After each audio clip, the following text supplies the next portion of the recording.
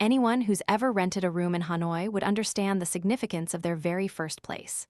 For Meyer ***, a third-year student, it was just a small room on the fourth floor of house number 53, alley 49.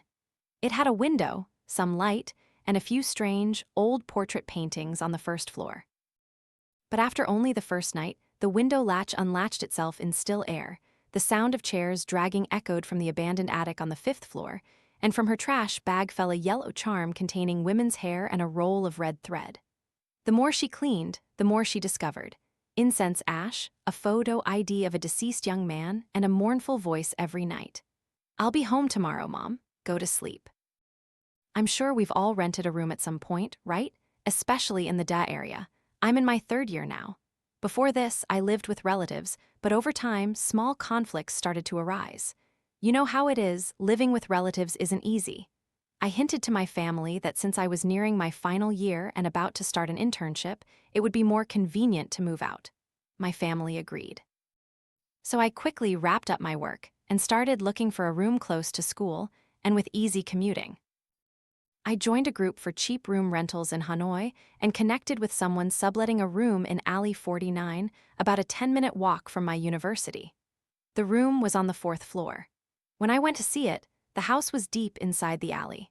It wouldn't be very convenient at night because the alley was quite long and had no streetlights. But I had my own transportation, so I didn't see it as a major obstacle. Or rather, I was so desperate to find a place that I didn't really care about the distance or anything else at that point. I walked to the end of the alley, then turned left to house number 53, sub-alley 49. The 5-story house looked quite new, and more importantly, the security seemed good. After meeting the landlady, I followed her in to see the room. The first floor was mostly filled with paintings, especially portraits, some of which were quite unsettling and gave me goosebumps. Noticing me looking at the paintings, the landlady quickly explained that they belonged to art students who had rented rooms there. They didn't know where else to put them, so she just stored them on the first floor. Hearing that, I didn't think much of it anymore, took off my shoes, and headed upstairs. My rented room was on the fourth floor. When I opened the door, I found the room perfectly fine. It was self-contained, which I liked, and it even had a window. I'm someone who prefers airy spaces, so after a quick look, I decided to take the room without any hesitation. Once everything was settled, I went back to my relative's place to pack my belongings and prepare a few essentials. About a week later, I moved in. And that's when the strange occurrences began. On the first day, I mostly brought clothes and household items. I had a lot of stuff, so I had to move it gradually. I couldn't bring everything at once. After tidying up a bit, I went out for dinner and then returned. It was already 6:00 p.m. by the time I finished moving and cleaning. As I went up to my room to get ready for a shower, the bathroom door suddenly got stuck. I didn't know if it had been like that before or if it was just happening then, so I pushed with all my might. When it wouldn't budge, I gave it a strong kick. Only then did the door finally burst open. I figured it was probably just stuck because no one had oiled the hinges in a long time. I put my clothes on the rack and turned around, only to see a small yellow packet lying on the floor. It had red characters, resembling Chinese script, written on it and was tied with a white string. Naturally curious, I ventured to pick it up and untied the white string, peeling back the first layer. If I wasn't mistaken, it looked like the kind of talisman people often stick in corners of their homes. My hands were trembling a bit at this point, but I forced myself to open the small packet inside the talisman. This packet was wrapped in a layer of food-grade plastic, and inside that, another layer of cardboard. After removing both layers, something black was revealed inside. I was genuinely terrified and immediately threw it away. Everything inside spilled out. The black clump I'd just seen was a lock of hair, which I assumed belonged to a woman. There was also a red thread and a small roll of something I couldn't identify. It looked like a tiny paper scroll with thread wrapped around it. This fallen scroll was also red, like the thread. I'm quite timid, so I didn't dare open it further. Instead, I grabbed a broom and dustpan and swept the whole mess directly into the trash bag. Done. I went to shower. Throughout my shower, I kept thinking about those things. I planned to take a picture of them after my shower to send to my friend and ask what they were. But after showering, I completely forgot. I casually got into bed, surfed the web, and watched some TikToks. By 11 p.m., I was too sleepy, so I turned off the lights and went straight to bed. I don't remember the exact time, but I woke up sometime between 1 and 2 a.m. At that moment, my room window's latch had popped open, and the window itself flew open with a loud bang, waking me up. I turned on my phone's flashlight to close the window and realized there was absolutely no wind outside. In front of the window, there was only a large fig tree whose branches pointed directly into my room. Other than that, I couldn't imagine any force strong enough to make a tightly latched window burst open so unnaturally. I tried not to overthink it, relatched the window, and even used a hair tie to secure it to the iron bars in front. Only when I was sure it wouldn't open by itself again did I go back to bed. At this point, I opened my phone to browse Facebook and told my friend about the window incident, because once I wake up in the middle of the night, it's very hard for me to fall back asleep. When my friend replied, "Maybe your room has a lingering spirit," the sound of chairs dragging started directly above me. I thought it was just students studying late, making a bit of noise, but the sound repeated 2 more times, then suddenly went silent, making me break out in a cold sweat. I began to feel quite unsettled and was about to turn on my room light when laughter echoed from the floor above. Oh my God, I was so scared my whole body stiffened. The laughter from upstairs wasn't loud or soft. It felt deliberately meant for me alone to hear. A little while later, there was applause, then more chair dragging. My back was drenched in sweat, and droplets ran down my face, wetting a patch of my shirt collar. I didn't dare turn on the light. I just pulled the blanket tightly over my face and lay still and motionless on the bed. After confirming the strange noises upstairs had truly stopped, I finally threw off the blanket. I quickly turned on the lights in my room to feel a little safer, and then I stayed awake all night, unable to sleep. The next morning, when I opened my door, I saw my neighbor from the room opposite moving her things out. I asked her what was happening, and she said she had some family matters to attend to and would be home for a few days. Still rattled by yesterday's events, I subtly asked her, "Do the people on the 5th floor always stay up so late?" Suddenly, her face changed completely, turning pale, and she anxiously asked me back, "Are you sure that was a human sound? What do you mean?" She continued, "The 5th floor is actually an empty room. The landlady said it's a storage room, and of course, it's not somewhere you can just wander into freely. Didn't you ask when you moved in?" "Oh, I forgot," I mumbled. "So, where did those noises come from yesterday?" She mused. "I only moved here about 6 months ago, so I don't know much either. If you need anything, just ask the landlady or the people on the lower floors. Besides, some things are better left unknown." At that moment, my mind went blank, unable to process anything else, and a feeling of overwhelming fear began to engulf me. For some reason, I suddenly remembered the strange object I'd thrown into the trash bag yesterday, so I asked my neighbor, Hannah, to take a look at it. I went into my room, then came out with the trash bag and handed it to Hannah. When Hannah saw the contents, she immediately became tense, evading all my questions. She made an excuse about rushing home to her village and quickly went downstairs. Before leaving, she warned me to put the objects back exactly as they were if I didn't want to encounter bad luck. Her footsteps faded with each stare. I stood motionless for a long time before finally snapping myself back to alertness. Looking at the mess in the trash bag, my body slowly began to prickle with dread, but what could I do? Who told me to be so foolish? I went back into my room, poured the objects out, and rewrapped them as best as I could. The only problem was that I had thrown a water bottle into the trash yesterday, so the yellow talisman was wet and torn at one corner. I started to feel a bit uneasy, wondering if a missing corner would cause any issues. Blah, blah, but better something than nothing. I picked up the bundle, went into the bathroom, and tried to find where it might have fallen from, or more precisely, where it could have been stored. After fumbling around, looking high and low, I only found one spot, a ventilation window next to the water heater. It was too high for me to reach even on tiptoes, so I improvised by stacking a wooden chair with a pillow from my bed.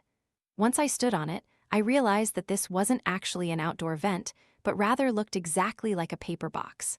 The only difference was that it had a door and was made of building material, not paper. It looked quite deep, and the room light couldn't illuminate it, so I turned on my phone's flashlight. What I saw shocked me. Inside were the ashes of burned incense sticks and 3 incense holders. In my carelessness, I stumbled and fell to the bathroom floor. My face and knees landed squarely on the tiled floor, It hurt so much that I had to sit there for 5 minutes straight. As I fell, my hand instinctively grabbed onto the edge of the vent, and in doing so, my fingernail broke, accidentally pulling something else out. I pushed myself up slowly, and that's when I noticed a corner of a photo peeking out from under my palm, which was pressed against the floor. I quickly lifted my hand to reveal a 3x4 ID photo. The person in the picture was a young man. This time, I immediately threw the ID photo on the floor and ran downstairs to call the landlady, but she wasn't there. Luckily, at that moment, Sarah Asterisk from a room on the first floor came out. "What's wrong?" she asked.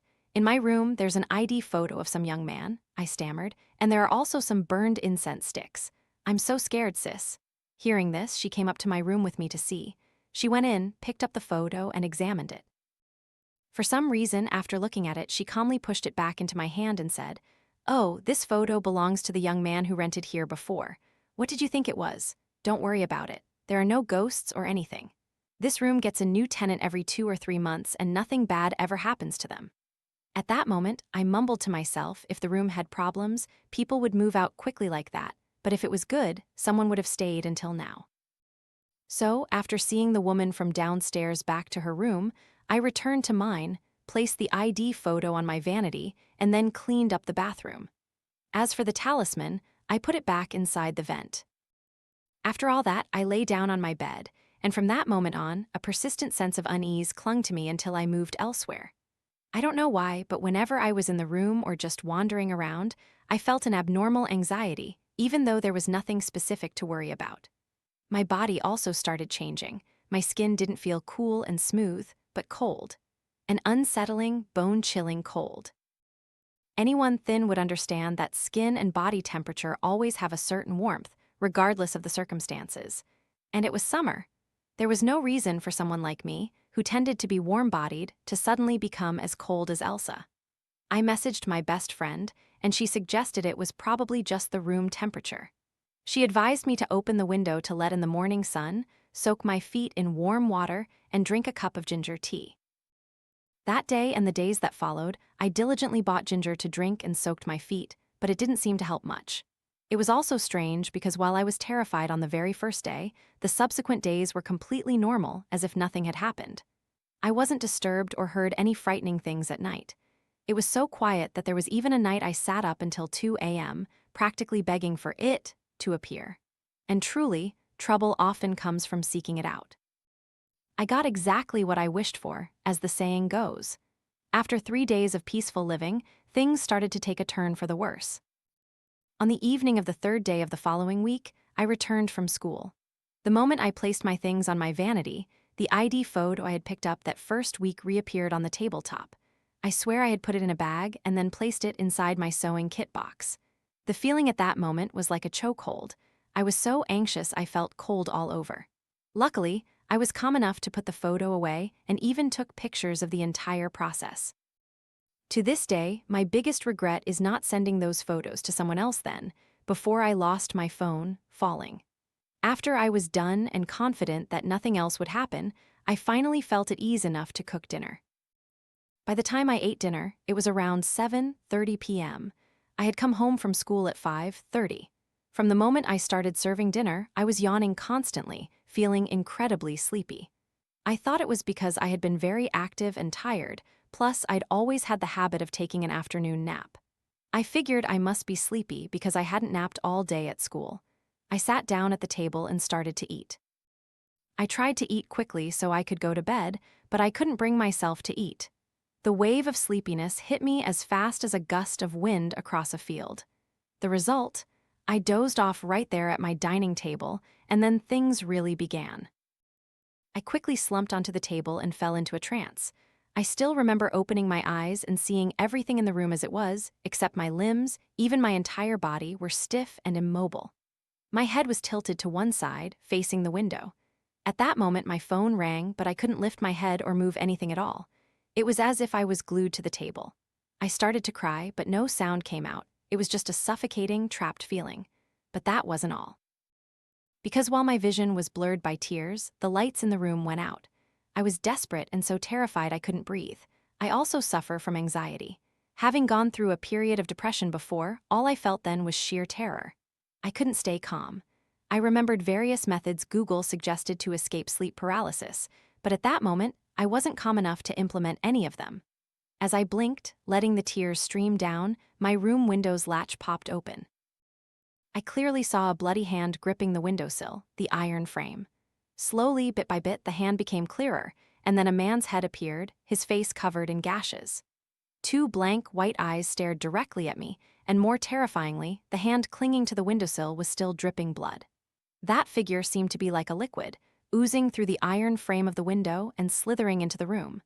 Just as his face was about to touch mine, I unconsciously opened my eyes. My body was chilling to a purplish hue, my back and face drenched in sweat. Before I could even fully recover, there was a knock at the door outside. I was trembling uncontrollably, not daring to move, let alone open it. It wasn't until a voice from outside called out, "Hey, you, open the door for me." Oh my God, at that moment I thought, my relatives and friends probably don't even know the way to my place, so who could possibly be here at this hour? That voice repeated about 2 or 3 times, and then the landlady's voice echoed, "Someone's looking for you, open the door to this room. Why are you just letting them call out like that?" Hearing the landlady, I rushed to open the door, flustered. Outside was my university friend, Kiara***. We knew each other from school. That afternoon, she had left some items with me because she had an errand, and now she was back to pick them up. I had shown her the alley entrance earlier, so she just found her way. After handing over her things, I walked her to the gate. That's when she told me, "Hey, I feel like there's something off about your room." "What do you mean off?" I asked. "It's super cold, and I keep feeling like someone's watching me. It's really creepy. Maybe you should find another place." I already knew something was different about this room, but I didn't want my friend to leave with a haunting feeling, so I just lied and said I had the air conditioner on. And besides, I told her she was probably just overthinking it, that's why she felt watched. I'd been living there all this time and nothing had happened to me. She nodded a few times, her face still filled with suspicion, so to keep her from lingering, I sent her home. Falling. When I went back to my room, I immediately closed all the doors tightly, turned on every light, even in the bathroom. Then I carefully plugged in a battery-powered mini lamp just in case of a power outage. Next, I went to close the window. As I looked past the fig tree in front, a white shadow darted past and vanished. I didn't dwell on it. I instantly shut the window tight and tied an entire shirt around the iron frame. I was afraid the latch would pop open again. Once everything was secured, I cleared the dining table and washed the dishes. That evening, after video calling my mom, I received a task to pick up the classroom key the next morning. I decided to go to bed early, turned off all the lights, leaving only the battery-powered mini lamp on. I knew something would happen that night, so I carefully set an alarm for 11:55 p.m., even though it was already 11:05 p.m. when I finally lay down. Better to get a little sleep than none at all, I thought, and finally settled into bed. Being so tired from not sleeping, I fell asleep almost immediately after closing my eyes. When the alarm rang at 11:55 p.m., I quickly woke up, turned it off, and then turned on the main lights in my room. By about 12:30 a.m., I couldn't stay awake any longer. I checked the room one last time, saw nothing alarming, so I turned off the lights and went back to sleep. I distinctly remember that about 10 minutes after I closed my eyes, movement started in the room. First, a knock at the door, then the sound of chairs dragging directly on the floor above. What was even more terrifying was the feeling that someone was walking around inside my room. I was truly scared now. The sensation of someone moving closer inside my room intensified. Then I felt as if they were looking at me. This continued for about 2 or 3 minutes until I heard something fall from the cabinet shelf right next to my bed. After a few more clattering sounds, the room fell eerily silent. Only then did I regain my composure enough to open my eyes and look at what had just happened. The room was still the same, except the young man's ID photo, which was stored in my sewing kit box, had fallen off the cabinet. What was strange was that from such a height, there was no way a box that was so tightly closed and even sealed with double-sided tape around the edges could have burst open like that. Every other time I had dropped it, the lid had never come off. I quickly realized I couldn't stay here much longer, so that night I immediately called my friend, the one who had come to pick up her stuff that afternoon. "Hey, can I stay at your place for a few days?" "Whoa, calling so late? Is something wrong with your room?" "It's not convenient to talk about now. I'll come over tomorrow and tell you everything. Okay, just come and stay with me. I don't know what's going on, but don't panic too much. If anything, just keep the line open until morning. No, it's fine. I'll hang up now, I'll tell you tomorrow. After the call, I started packing my belongings and stayed awake until morning. I also messaged a classmate in advance to ask them to pick up the classroom key for me tomorrow. Even though I knew bothering someone so late at night was awkward, I had no other choice. The next morning at 6 a.m., as I started moving my belongings to the door to take them to my friend's place, my neighbor from the opposite room returned. I greeted her, asked a few questions, and then quickly resumed moving my things.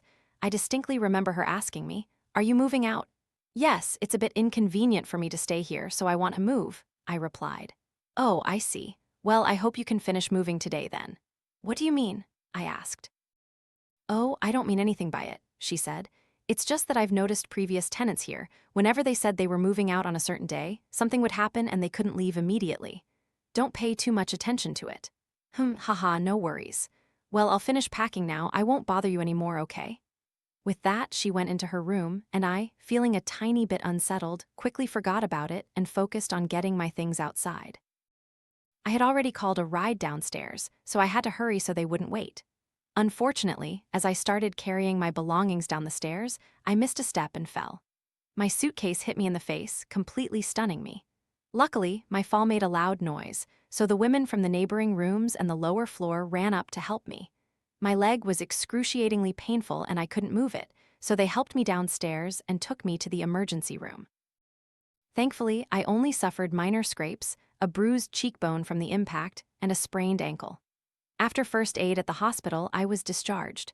Because my leg was not in good shape, moving was almost impossible as walking itself was very difficult.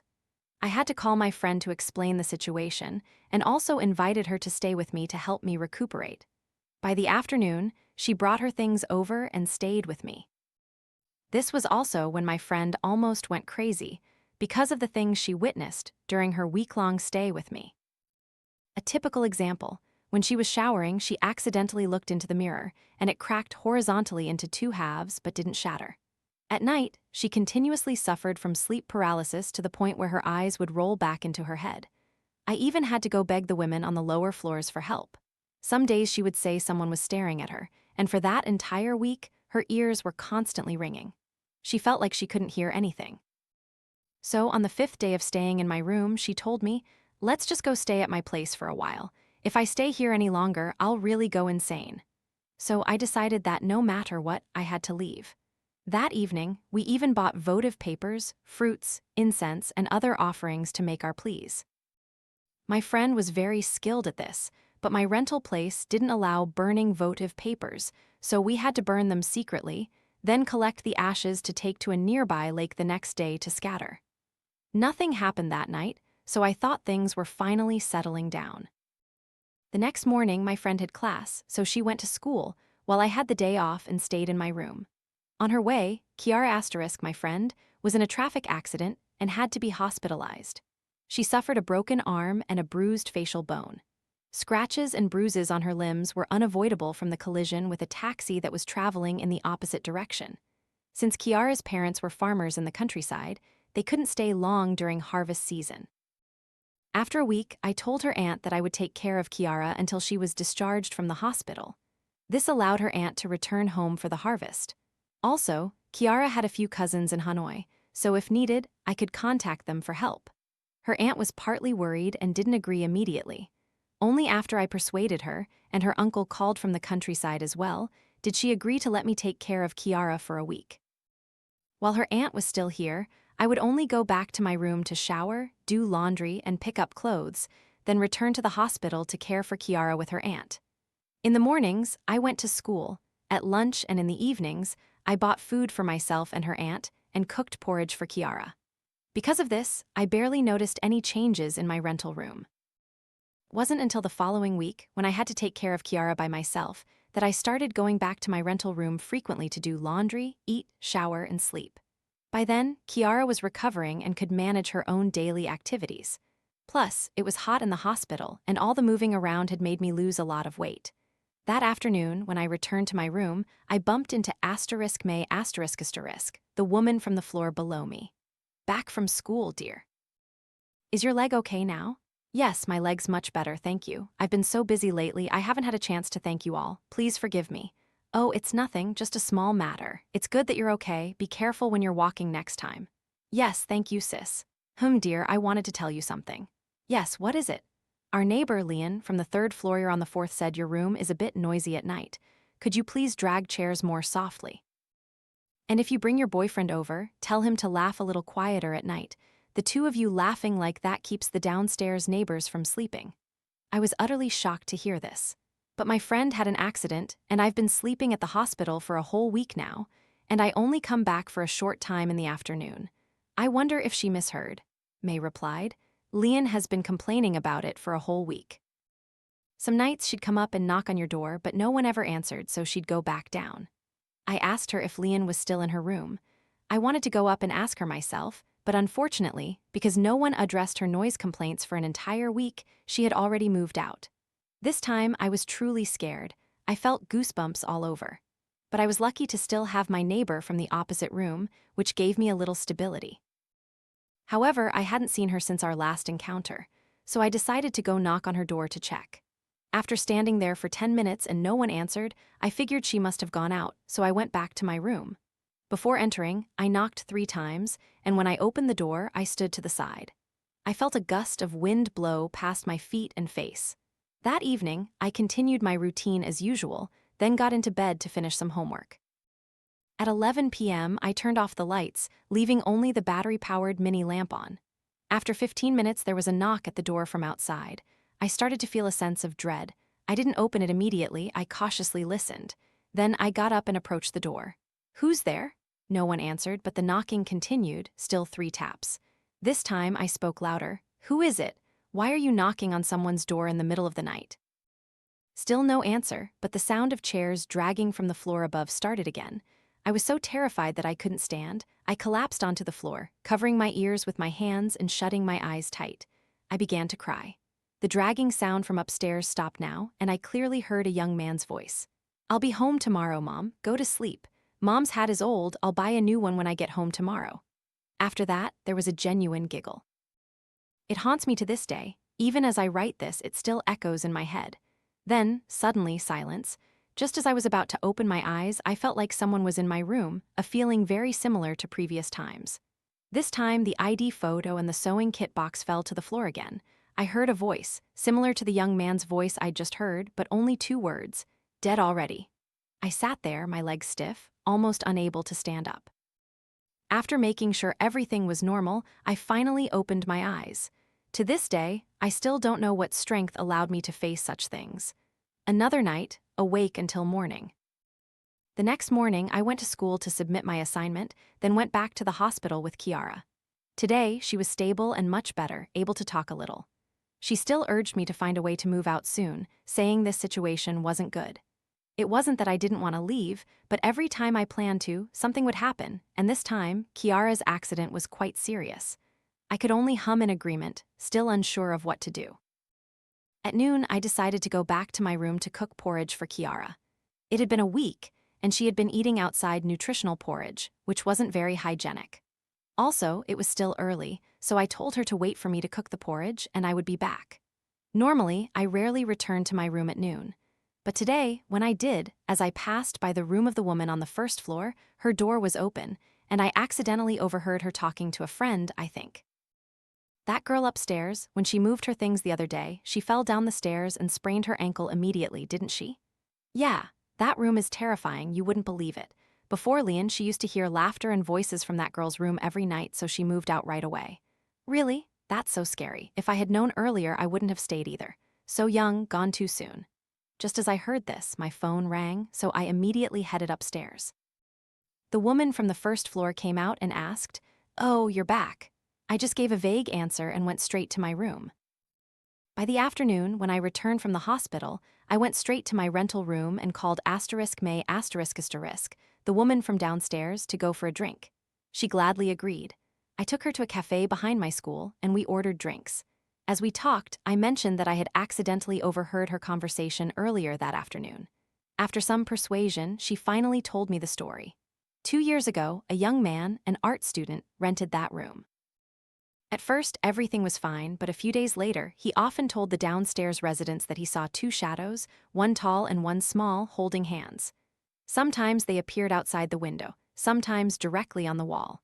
But almost no one believed him, until he went back to his hometown, had an accident, and passed away. May only found out today. She had moved here a year ago and had witnessed several tenants move in and then quickly move out. She also knew that a young man had previously lived there. Some recent tenants, quite stressed, had wondered about the ID photo in my room. When May asked the landlady, she said it belonged to the young man who had moved out, and his family must have forgotten it when they came to collect his belongings, so she kept it there for him to pick up whenever he returned. No one knew he had passed away, only the landlady. And I rarely saw the landlady since I rented the room, so getting more information was very difficult. After telling me the story, May advised me to just move out. Staying there was scary, and there were many unpredictable things that could happen. I asked her about my neighbor from the opposite room, and May said that girl had moved out over a week ago. She said that, when she came home from work at night, she saw the portrait paintings downstairs staring at her. She was scared, and that girl rarely stayed in her room, even though she had been rooted there for 5 months. I asked May why she still stayed, and she said the rent here was quite cheap. Even though she knew some strange phenomena occurred, they didn't happen in her room. And she had a strong spiritual aura, so she wasn't afraid. She was just trying to stay until the end of the month before finding a new place. That evening, I was informed that Kiara's cousin would be coming to the hospital to care for Kiara for a few days, so I didn't need to go anymore. That night, I also slept in May's room. She advised me that if I were to move, I should pack everything gradually. Take one suitcase in the morning and the rest in the afternoon, rather than moving everything at once. Also, never pack or move things alone. Find someone with a stronger spiritual aura to stay by your side until everything is done. A man would be even better. So I called my friend, *Tom*, to come help me move the next day. I followed May's advice, and everything went smoothly with the move. I left my keys with May to hold, planning to return at the end of the month to officially check out. I said goodbye to her and left as if chased by a ghost. That evening, as I was in Kiara's room, tidying up and putting some things away, I discovered that the ID photo I had left on my vanity that morning was now in my sewing kit box.